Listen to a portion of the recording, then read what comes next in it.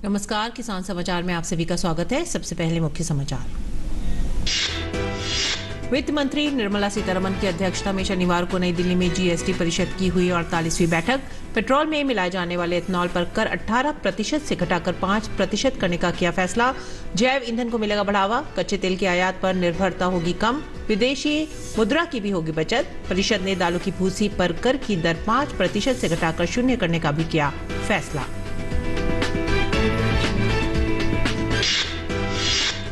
केंद्रीय कृषि मंत्रालय 20 दिसंबर को संसद भवन में सांसदों के लिए मोटा अनाज खाद्य उत्सव का करेगा आयोजन। कृषि राज्य मंत्री शोभा करंदलाजे ने मंत्रालय और भारतीय कृषि अनुसंधान परिषद के वरिष्ठ अधिकारियों के साथ की समीक्षा बैठक। उत्सव के दौरान मोटा अनाज से बने भोज्य पदार्थों का किया जाएगा प्रदर्शन।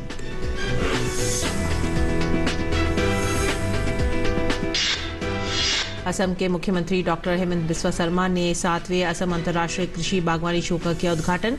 कृषि विभाग से गांवों में किसानों के लिए गांव सभा आयोजित करने का किया आह्वान। कहा, सरकार असम में प्राकृतिक खेती को बढ़ावा देने के लिए कर रही है काम।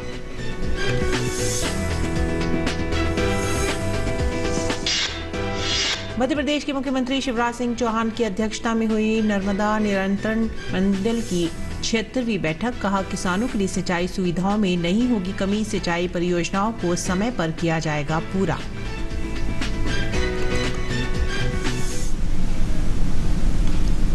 मुख्य समाचार के बाद खबरें विस्तार से।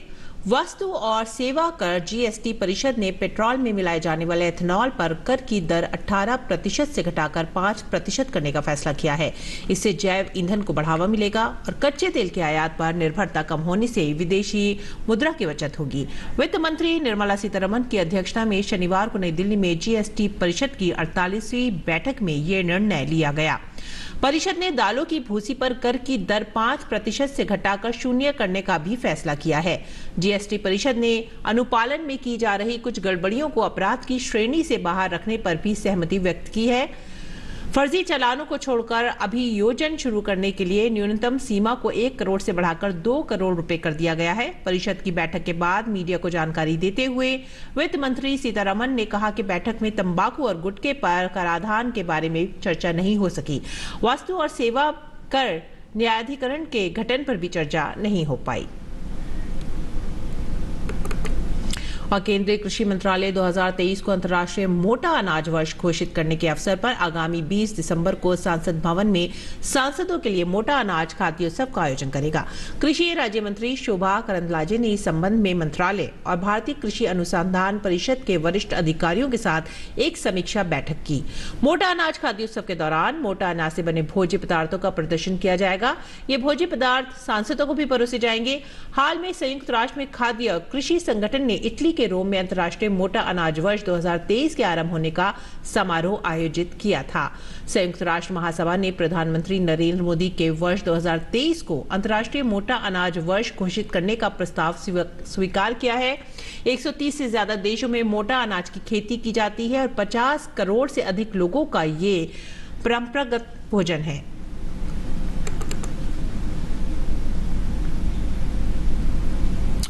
असम के मुख्यमंत्री डॉक्टर हेमंत बिस्वा शर्मा ने शनिवार को खानापारा में 7वें असम अंतर्राष्ट्रीय कृषि बागवानी शो का उद्घाटन किया। उन्होंने कहा कि आयोजित होने वाली गांव सभाओं का उपयोग प्रगतिशील और भावी किसानों के साथ ज्ञान साझा करने के मंच के रूप में किया जाएगा। शर्मा ने कहा कि केंद्र और राज्य की सरकारें कृषि और इससे जुड़े क्षेत्रों को बढ़ावा देने के लिए कई योजनाएं चला रही हैं। इसके अलावा कृषि बागवानी क्षेत्रों में कई नवाचार भी हो रहे हैं। डॉक्टर शर्मा ने कृषि विभाग को पंचायत एवं ग्रामीण विकास विभाग के सहयोग से ग्रामीण क्षेत्रों में किसानों के साथ बातचीत करने और कृषि के लिए सरकारी योजनाओं और नीतियों के बारे में जागरूकता पैदा करने और इसके संबंधित क्षेत्रों के लिए गांव सभा आयोजित करने का आह्वान किया। ग्राम स्तर पर आयोजित होने वाले संवाद कार्यक्रम से जागरूकता पैदा होगी और कृषि नवाचारों और किसानों के बीच के अंतर को कम किया जा सकेगा। मुख्यमंत्री ने कहा कि कृषि बागवानी क्षेत्र में राज्य की क्षमता को साकार करने में 3 दिवसीय शो एक महत्वपूर्ण कदम है। उन्होंने कहा कि असम कुछ अनोखे कृषि बागवानी उत्पादों को उगाता है, जिसमें जोहा चावल, काला चावल, लाल चावल हैं, जिनमें असाधारण औषधीय गुण भी होते हैं। कार्बी आंगलोंग के अदरक और तेजपुर की लीची के बारे में बताते हुए डॉक्टर शर्मा ने कहा कि इन कृषि बागवानी उत्पादों की राज्य और देश के बाहर भारी मांग है। उन्होंने कहा कि असम का नींबू, जो अपनी भरपूर रस सामग्री और विशिष्ट सुगंध के लिए जाना जाता है, कि निर्यात और किसानों को लाभकारी मूल्य प्राप्त करने की उत्कृष्ट गुंजाइश है। मुख्यमंत्री ने कहा कि राज्य ने हाल ही में प्राकृतिक खेती पर नए सिरे से ध्यान केंद्रित किया है। राज्य प्राकृतिक खेती में रसायनों के कम उपयोग का लाभ उठाएगा। इस कार्यक्रम के तहत मुख्यमंत्री ने कहा कि आने वाले 4 वर्षों में 15 जिलों और 150 क्लस्टर को कवर करते हुए प्राकृतिक खेती के तहत 20,000 हेक्टेयर क्षेत्र को कवर करने का प्रस्ताव है। प्राकृतिक खेती के प्रसार और विकास के लिए मास्टर ट्रेनर के रूप में विकसित किए जाने वाले प्रगतिशील किसानों के साथ 5 जिलों में समूहों की पहचान पहले ही पूरी कर ली गई है। और मध्य प्रदेश के मुख्यमंत्री शिवराज सिंह चौहान ने नर्मदा नियंत्रण मंडल की 76वीं बैठक की अध्यक्षता की। मुख्यमंत्री ने कहा कि प्रदेश में किसानों के लिए सिंचाई सुविधाओं में कोई कमी नहीं छोड़ी जाए, अधूरी सिंचाई परियोजनाओं का कार्य समय पर पूरा किया जाए।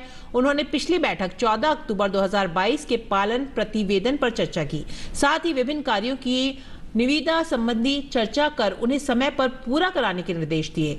बैठक में झिरनिया माइक्रो उद्यान सिंचाई, हरडिया ब्राज, हाट पिपलिया माइक्रो उद्यान सिंचाई, पिपरी माइक्रो उद्यान और मच्छ देबा बांध सिंचाई परियोजना एवं शेर सिंचाई कॉम्प्लेक्स आदि की निविदाओं एवं कार्यों को समय पर पूरा करने पर विचार विमर्श हुआ। मुख्यमंत्री शिवराज सिंह चौहान की अध्यक्षता में मंत्रालय में Narmada basin projects company limited के संचालक मंडल की बैठक में कंपनी के वित्तीय वर्ष 2022-23 के बजट अनुमान का अनुमोदन एवं वित्तीय वर्ष 2021-22 के लेखे का अनुमोदन भी किया गया।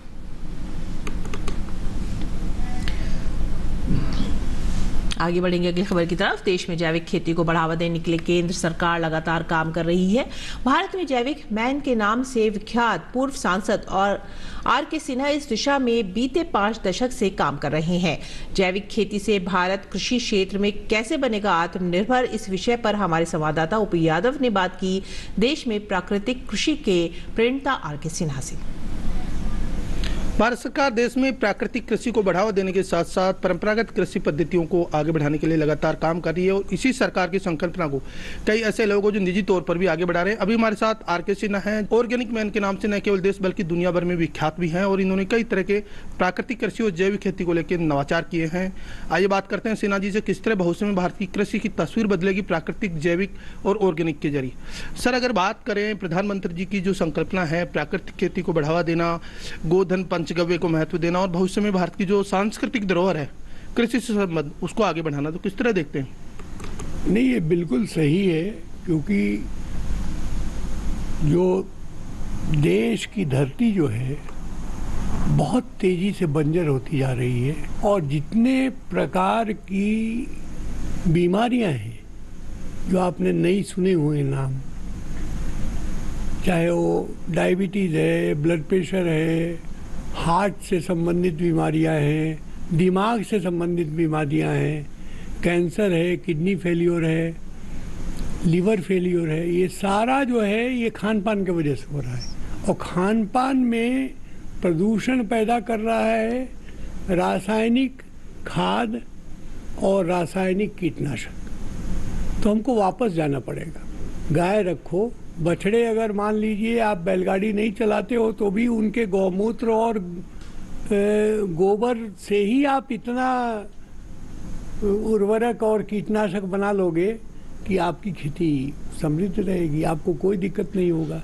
तो हम तो उसी पे गोबर पर आधारित उर्वरक और कीटनाशक पर ज़्यादा ध्यान देने के लिए कह रहे हैं लोगों को। रसायन युक्त जो खेती है उससे न केवल जमीन की उर्वरा शक्ति खराब हो रही है बल्कि जो ह्यूमन बींग्स है उनका स्वास्थ्य खराब हो रहा है और इसके रेजिडुअल इफेक्ट्स भी नेक्स्ट जनरेशन में भी देखने को मिल रहे हैं। इससे तमाम तरह की बीमारियां और खर्चा और आर्थिक संसाधनों का दुरुपयोग, तो इसको रोकने के लिए भविष्य में किस तरह की नई अपन तकनीक अपनाएं? देखिए, ऐसा है कि इसको रोकने के लिए एकदम से रुकेगा नहीं। जो 70 साल में अगर आपने रास्ता खराब कर दिया, एक दिन में तो रुकेगा नहीं। लेकिन आपको बता दें कि 15 लाख करोड़ रुपए का हम रासायनिक खाद और कीटनाशक इंपोर्ट कर रहे हैं। अगर हम ये सिद्ध कर लें कि इनके रासायनिक उर्वरकों और कीटनाशकों की बराबरी की शक्ति हमारे गाय के गोबर, गौमूत्र और हमारे वनस्पतियों में है, तो आप समझ लो, एक तो 15 लाख करोड़ का इंपोर्ट बंद होगा और दूसरे 15 लाख नहीं, कम से कम 30 लाख 50 लाख लोगों को अपने गांव में ही रोजगार मिलेगा। पंचगव्य की महत्ता पौराणिक काल से रही है, लेकिन वर्तमान में आधुनिक चिकित्सा पद्धतियां आने के बाद ये कहीं गौण हो गई। वेस्टर्न कंट्रीज में आज भी इन चीज़ों को फिर से नए सिरे से अपनाया जा रहा है। आयुर्वेद में और यूनानी में तो सारे वनस्पतियों का और गौमूत्र का और गोबर का, गाय के घी का, दही का, ये तो उपयोग है, तो इसलिए तो इसका बढ़ावा मिलेगा। तो जैविक मैन के नाम से विख्यात प्राकृतिक कृषि के प्रणेता आर.के. सिन्हा, जिनका मानना है कि देश में जैविक खेती को बढ़ावा देने से एक और जहां भूमि की उर्वरा शक्ति बढ़ती है, वहीं दूसरी ओर किसानों की लागत घटने के साथ उन्हें आर्थिक रूप से फायदा भी होता है। मेरे से कैमरामैन किशन चंद्र के साथ मैं OP Yadav, DD news, Delhi. और भारतीय कृषि अनुसंधान संस्थान पूसा ने अपने दूसरे संस्थानों के साथ मिलकर ऐसे चने की प्रजाति को विकसित किया है जो सूखा प्रभावित इलाकों में भी अच्छी उपज देगी। केंद्रीय कृषि मंत्रालय ने ये जानकारी दी है। मंत्रालय ने बताया कि सूखा सह्यूषण और अधिक उपज देने वाली चने की किस्म पूसा JG16 किसानों के लिए लाभकारी सिद्ध होगी। यह किस्म मध्य प्रदेश, उत्तर प्रदेश के बुंदेलखंड क्षेत्र, छत्तीसगढ़, दक्षिणी राजस्थान, महाराष्ट्र और गुजरात के मध्यवर्ती सूखा प्रभावित क्षेत्रों में उत्पादकता को बढ़ाएगी। ये फसल अंतस्थ के समय सूखा और एक बड़ी समस्या है और कभी कभी उपज की 50 से 100% क्षति होती है। जीनोमिक असिस्टेड प्रजनन तकनीकों का उपयोग करते हुए चने की किस्म ICC 4958 से सूखा सह्यूषण जीन का पैतृक प्रजाति में सटीक हस्तांतरण करके इस किस्म को विकसित किया गया है। अखिल भारतीय अनुसंधान कार्यक्रम के द्वारा राष्ट्रीय स्तर पर इस किस्म का परीक्षण किया गया है और इसके अत्यधिक सूखा सह्यूषण होने की पुष्टि की गई है। कृषि और किसान कल्याण मंत्रालय ने कहा है कि यह किस्म देश के सूखा प्रभावित मध्यवर्ती क्षेत्र के किसानों के लिए जलवायु परिवर्तन की स्थिति से निपटने के लिए वरदान साबित होगी। उन्होंने इसे उत्कृष्ट उपलब्धि के लिए प्रजनकों और सभी भागीदारों को भी बधाई दी। गुजरात के कृषि विभाग ने किसानों को खाद की उपलब्धता को लेकर आश्वस्त किया है। रबी फसल के लिए राज्य के जरूरत के अनुसार खाद्य उपलब्ध है। कृषि निदेशक ने किसानों से अनावश्यक तौर पर खाद के संग्रह करने से बचने की अपील की है। कृषि निदेशक ने बताया कि रबी के मौसम के लिए किसानों को समय पर और जरूरत के अनुसार खाद आपूर्ति के लिए कृषि मंत्री के मार्गदर्शन में व्यवस्था बनाई गई है। उन्होंने कहा कि राज्य में मुख्य खाद के तौर पर यूरिया, DAP और PK का उपयोग किया जाता है। किसानों को राहत दर पर खाद उपलब्ध कराने के लिए केंद्र सरकार ने खाद पर बड़ी रकम सब्सिडी दी है। चालू वर्ष में अच्छी बारिश के कारण बुवाई अच्छी हुई है। खेती के लिए खाद जरूरी है। रबी के मौसम में किसानोन को समय पर और जरूरत के अनुसार खाद उपलब्ध कराने की सारी व्यवस्था बनाई गई है। केंद्र सरकार ने रबी और खरीफ की फसल के लिए राज्य के लिए 12.50 lakh metric tonne urea, 2.50 lakh metric tonne DAP, 2.85 lakh metric tonne PK और 60,000 मीट्रिक टन MOP का जत्था मंजूर किया है। राज्य के कृषि निदेशक ने रासायनिक खाद की कमी से संबंधित बातों को निराधार बताया है। उन्होंने कहा कि हाल में 1.98 lakh metric tonne urea, 43,000 metric tonne DAP, 97,000 metric tonne NPK और 25,000 मीट्रिक टन MOP का जत्था उपलब्ध है। इसके अलावा खाद कंपनियों की ओर से भी नियमित रूप से सड़क और रेल मार्ग से खाद की आपूर्ति की जा रही है। हिमाचल प्रदेश में बागवानी को और अधिक सुदृढ़ करने के लिए उद्यान विभाग बागवानों को उन्नत किस्म के पौधों को उपलब्ध करवाएगा। उद्यान विभाग ने बताया कि विभाग इस वर्ष भी आयातित एवं स्वयं उत्पादित फल पौधों की बिक्री 15 दिसंबर 2022 से शुरू कर देगा। विश्व बैंक द्वारा वित्त पोषित HPHDP परियोजना के तहत लगभग 3 से 4 लाख आड़ू, 7 से 8 लाख सेब, नाशपाती, आड़ू, प्लम, चेरी, खुमानी, अखरोट, रोगमुक्त पौध सामग्री की बिक्री की जा रही है।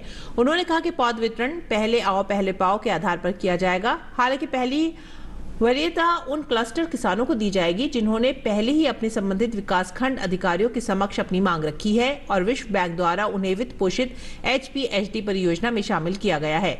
उन्होंने कहा कि यदि पौध उपलब्ध होगी तो अन्य गैर क्लस्टर किसानों को भी पौधे प्रदान किए जाएंगे।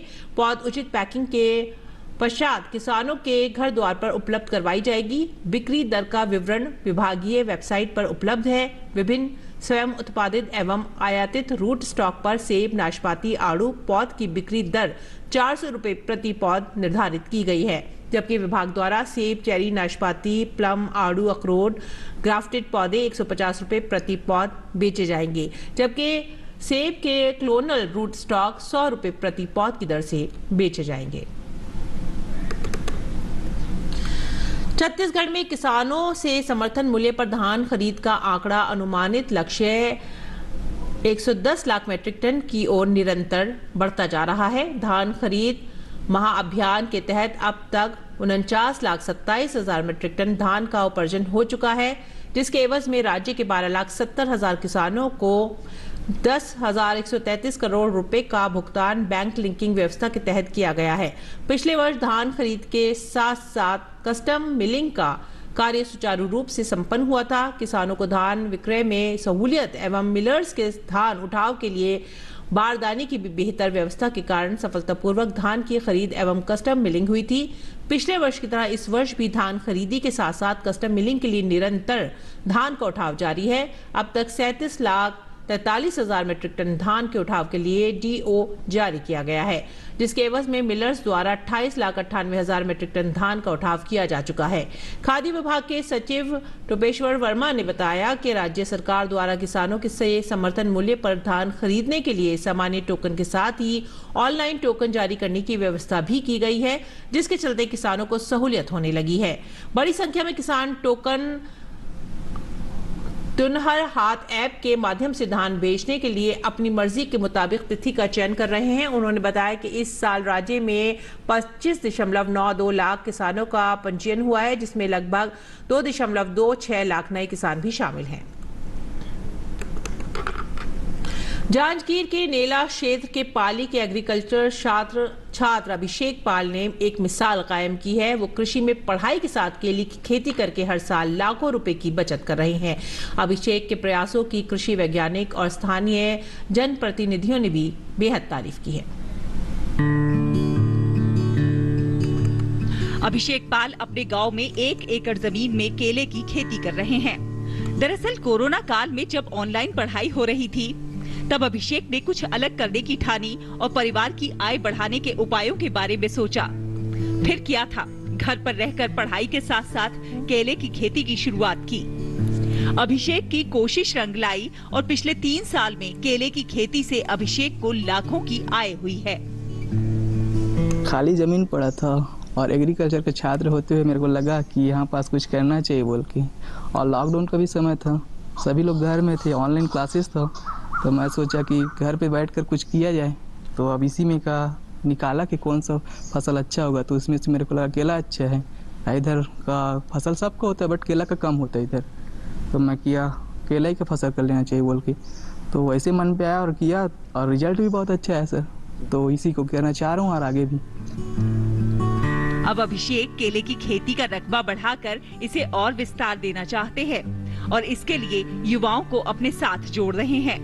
वो चाहते हैं कि और भी युवा पढ़ाई के साथ साथ खेती से जुड़कर अपनी आय में इजाफा करें। कृषि वैज्ञानिक भी अभिषेक के प्रयास की सराहना कर रहे हैं।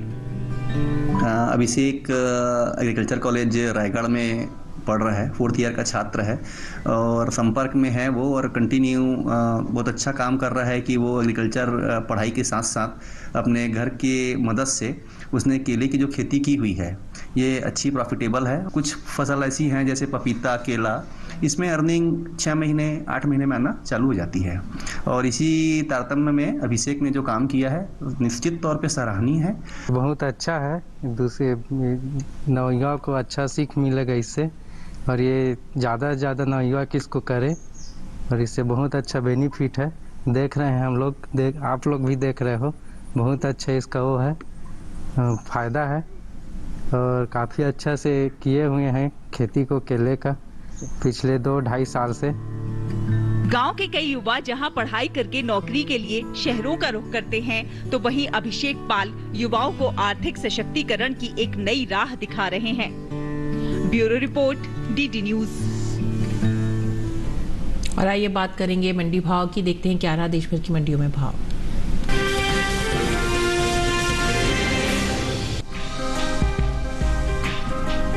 कृषि उपज मंडियों में इन दिनों सरसों की आवक सामान्य है। भाव की बात करें तो शनिवार को कृषि उपज मंडियों में सरसों के सौदों में मजबूती के साथ कारोबार हुआ। हालांकि कुछ मंडियों में इस दौरान सरसों के भाव में नरमी देखने को मिली, वहीं कुछ मंडियों में इसके भाव स्थिर रहे। हाजिर भाव पर नजर डालें तो एकमार्क नेट के अनुसार गुजरात की राजकोट मंडी में 16 दिसंबर को सरसों का भाव रहा 5,625 रुपए। 17 दिसंबर को इसके भाव बिना किसी बदलाव के 5,625 रुपए पर टिके रहे। वहीं राजस्थान की सूरतगढ़ मंडी में सरसों के सौदों में बढ़त के साथ कारोबार हुआ। यहां 16 दिसंबर को सरसों का भाव था 5,750 रुपए। 17 दिसंबर को इसके सौदे 55 रुपए मजबूत होकर 5,805 रुपए पर हुए। उत्तर प्रदेश की बात करें तो यहाँ की आगरा मंडी में 16 दिसंबर को सरसों का भाव रहा 6,480 रुपए, जो कि 17 दिसंबर को 30 रुपए टूटकर 6,450 रुपए हो गया। इसी तरह लखीमपुर मंडी में 17 दिसंबर को सरसों का भाव 20 रुपए लुढ़ककर 6,550 रुपए से 6,530 रुपए हो गया। चालू रबी सीजन में सरसों की बुआई निर्धारित लक्ष्य से आगे चल रही है। कृषि मंत्रालय की ओर से साल 2022-23 के लिए जारी ताजा आंकड़ों के अनुसार अब तक रबी सरसों की बुआई 70,89,000 हेक्टेयर में हो चुकी है, जबकि बीते साल इस दौरान बुआई का क्षेत्रफल 61,96,000 हेक्टेयर रहा था। यानी इस साल रबी सरसों की बुआई बीते साल के मुकाबले 8,93,000 हेक्टेयर आगे है।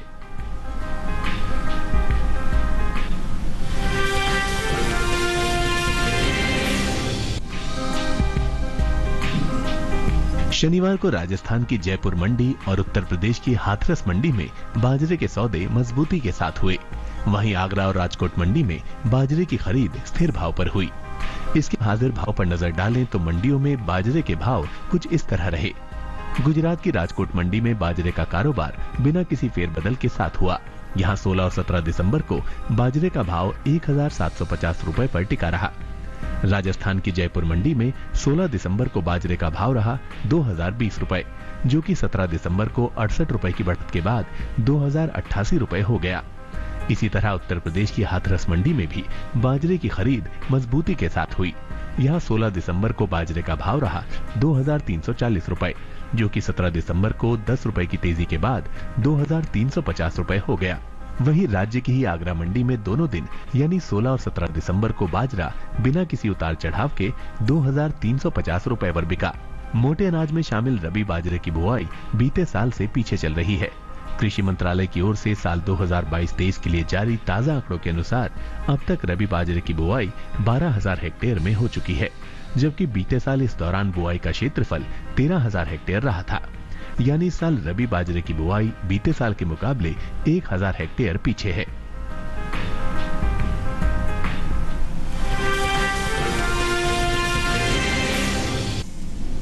और अब बात करेंगे मौसमी खेती की। किसान इस मौसम में कैसे रखें अपनी खेती का ख्याल, आइए देखते हैं।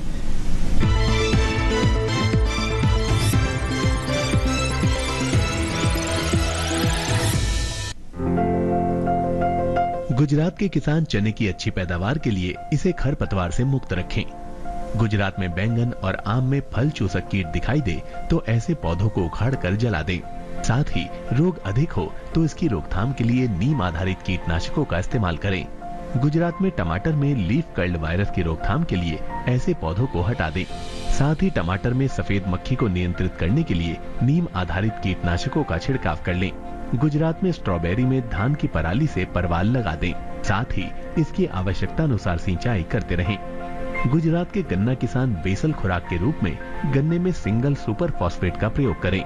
गुजरात में सेम की फसल की अच्छी पैदावार के लिए इसे खरपतवार से मुक्त रखें। सेम में फूल आने की अवस्था में इसकी हल्की सिंचाई करें। गुजरात में आलू की बुआई के बाद वापसा स्थिति में निराई गुड़ाई करें। आलू की फसल की 10 से 15 दिन के अंतराल पर सिंचाई करते रहें।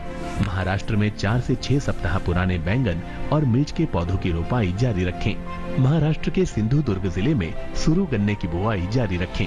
यहाँ के किसान लोबिया, मूंगफली और सब्जियों की समय समय पर सिंचाई करें। महाराष्ट्र में 10 या 12 दिन पुरानी सरसों की गुड़ाई कर लें। साथ ही यहाँ 10 या 12 दिन पुरानी मूंगफली में गैप भरने का काम करें। महाराष्ट्र में इस मौसम में आम की अच्छी पैदावार के लिए पोटेशियम नाइट्रेट के घोल का छिड़काव करें। महाराष्ट्र में स्वीट कॉर्न और बेबी कॉर्न में फॉल आर्मीवर्म के नियंत्रण के लिए 5% नीम के अर्क का छिड़काव करें।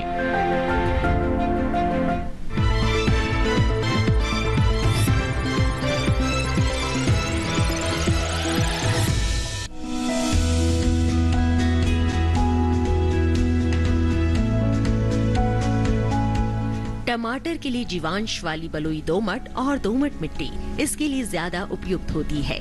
1 हेक्टेयर बुआई के लिए सामान्य किस्म का 400 से 500 ग्राम बीज चाहिए, जबकि संकर किस्म का 150 से 200 ग्राम बीज ही पर्याप्त होगा।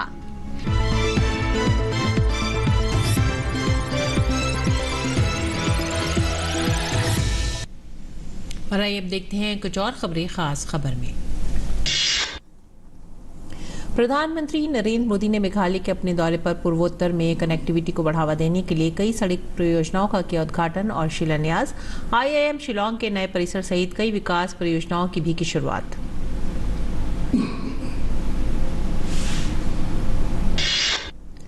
रक्षा मंत्री राजनाथ सिंह की उपस्थिति में मुंबई में कार्यक्रम में P-15B स्टेल्थ गाइडेड प्रक्षेपास्त्र विध्वंसक मोरमुगाओ को भारतीय नौसेना में शामिल किया गया। हिंद महासागर क्षेत्र में चीन की बढ़ती मौजूदगी के बीच भारत ने अपनी समुद्री क्षमता को और बढ़ावा देने के लिए स्वदेश निर्मित मिसाइल विध्वंसक INS मोरमुगाओ को भारतीय नौसेना में शामिल किया है। ग्रेटर नोएडा एक्सप्रेसवे पर सुबह एक बड़ा हादसा हो गया है। एक्सप्रेसवे पर 2 बसों की टक्कर में 3 लोगों की मौत हो गई, वहीं 10 लोग घायल हुए हैं। मध्य प्रदेश की शिवपुरी से दिल्ली जा रही बस और उत्तर प्रदेश के प्रतापगढ़ से आनंद विहार जा रही बसें एक दूसरे से टकरा गईं। बिहार में जहरीली शराब त्रासदी में मरने वालों की बढ़ती संख्या को देखते हुए राष्ट्रीय मानवाधिकार आयोग ने मौके पर जांच के लिए अपना दल भेजने का निर्णय लिया है। आयोग जानना चाहता है कि इस त्रासदी में पीड़ित लोगों को कहां और किस प्रकार की चिकित्सा सहायता उपलब्ध कराई जा रही है। आयोग ने कहा है कि अधिकतर पीड़ित लोग गरीब परिवारों से हैं और निजी अस्पतालों में महंगा उपचार नहीं करवा सकते। जम्मू कश्मीर के रामबन जिले में जम्मू श्रीनगर राष्ट्रीय राजमार्ग पर निर्माणाधीन 4 लेन की सुरंग ढह गई है। इस घटना में किसी तरह की जनहानि या मशीनरी को नुकसान नहीं हुआ है। रामबन की ओर से लगभग 100 मीटर की दूरी पर 17 दिसंबर की रात को अचानक सुरंग का एक बड़ा हिस्सा ढह गया। पाकिस्तान की ओर से भारतीय सीमा पर ड्रोन भेजने का सिलसिला लगातार जारी है। ताज़ा मामला पंजाब के गुरदासपुर का है। जिले के डेरा बाबा नानक में BSF की चंदू अडाला चौकी पर 250 मीटर की ऊंचाई पर भारतीय क्षेत्र में एक पाकिस्तानी ड्रोन देखा गया, जिसके बाद BSF के जवानों ने ड्रोन पर फायरिंग शुरू कर दी। फायरिंग के बाद ड्रोन वापस पाकिस्तान की तरफ चला गया। उत्तर प्रदेश सरकार ने अमेरिका के ऑस्टिन विश्वविद्यालय में एक $42 अरब के समझौते पर हस्ताक्षर किए हैं। इस समझौते के तहत राज्य में Austin smart city of knowledge नाम की एक परियोजना पर काम किया जाएगा। इस समझौते पर उत्तर प्रदेश सरकार के वित्त मंत्री सुरेश खन्ना और ऑस्टिन विश्वविद्यालय के संस्थापक और अध्यक्ष अशरफ अल मुस्तफा ने सैन फ्रांसिस्को में हस्ताक्षर किए। उत्तर प्रदेश में ठंड ने दस्तक दे दी है। ऐसे में कानपुर में जूलॉजिकल पार्क के अधिकारियों ने चिड़ियाघरों के जानवरों के लिए खास इंतजाम करने शुरू कर दिए हैं। जानवरों को ठंड से बचाने के लिए उनके पिंजरों के बाहर हीटर की व्यवस्था की गई है। इसके अलावा शाकाहारी जानवरों के पिंजरों को पॉलीथीन से ढक दिया गया है और रूम हीटर, बल्ब जैसी चीजों की व्यवस्था भी की गई है। राष्ट्रीय राजधानी दिल्ली समेत उत्तर भारत में ठंड का असर अब दिखने को मिल रहा है। दिल्ली NCR में धुंध दिखाई दे रही है। राजधानी में ठंड का प्रकोप धीरे धीरे बढ़ता जा रहा है। दिल्ली में न्यूनतम तापमान 6 डिग्री सेल्सियस तक पहुंच गया है। वहीं राजधानी दिल्ली में प्रदूषण की स्थिति बहुत खराब श्रेणी में बरकरार है। और इसी के साथ ही हमें दीजिए आज्ञा। नमस्कार।